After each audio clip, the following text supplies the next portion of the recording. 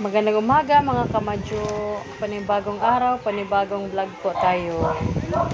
Paalis po kami ngayon dahil maghahanap po kami ng costume ng anak ko na gagamitin niya sa Friday para sa English month celebration nila sa school.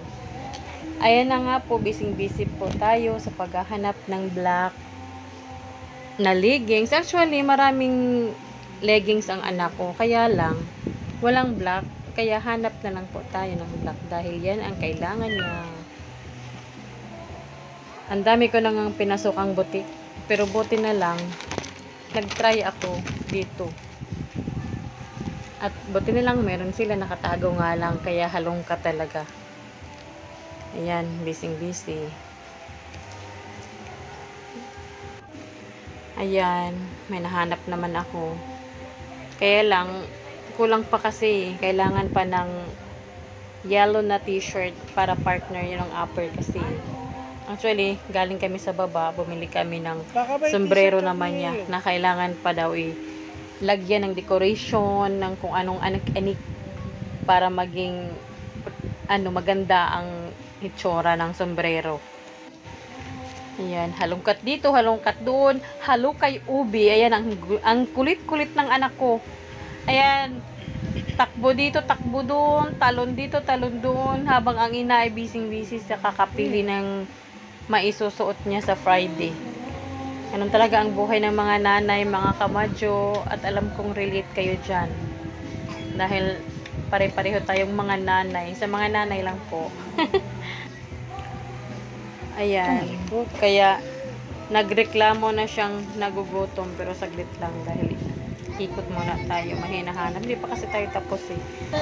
Ayun, may nakita na naman yung anak ko. Oh. May daw, may Twitter, may YouTube, at may Messenger pa nga daw yan, sabi niya. Yung mga damit na dyan. Kaya lang, alam mo naman, mas unahin natin yung kailangan ng anak natin kaysa sarili natin, di ba? Ano yung mga kailangan niya.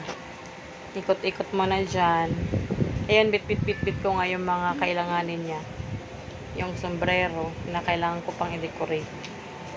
Lagyan ng mga decoration. Ayun. Reklamo talaga siya. Reklamo dyan dahil nagugutom na daw talaga siya. Kaya naghahanap na kami ng mga kainan dyan.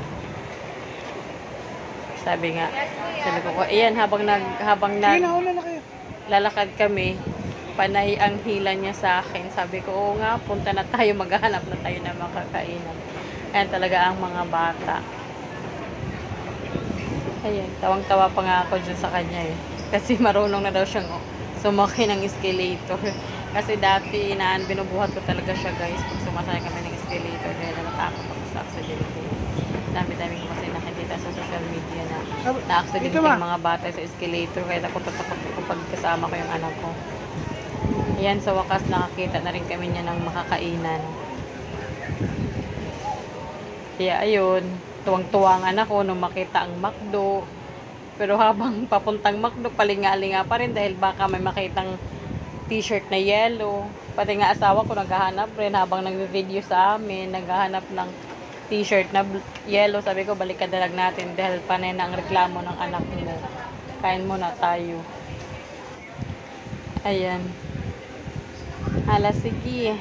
Lakad po more. Yung anak ko naman, ayun. Akala ko nakalimutan niya na ang gutom. Dahil nakakita siya ng kurumi na laruan. Yun pala. Ayun, naalala na naman niya. Kaya tuloy na kami pumasok ng McDo. Dahil gutom na daw talaga siya. Ang likot-likot kasi. Talon ng talon, takbo ng takbo. Kaya lang nung tinignan namin, parang ang daming tao. Walang bakanting upuan.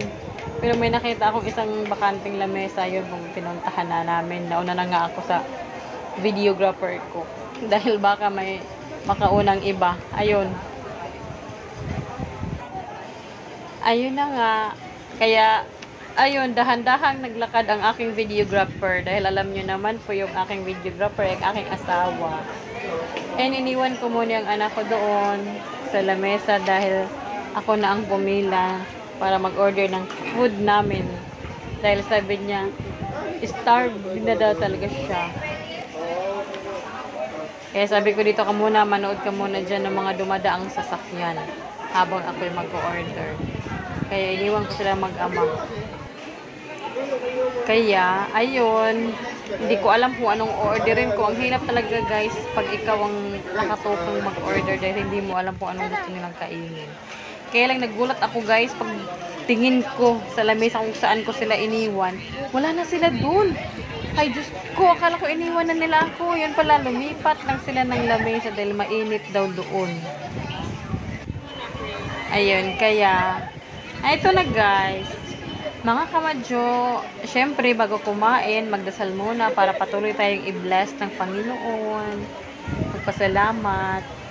At kain tayo mga kamadyo. Kaya hanggang dito na lang mga kamadyo. Please subscribe our channel, my channel please. And thank you.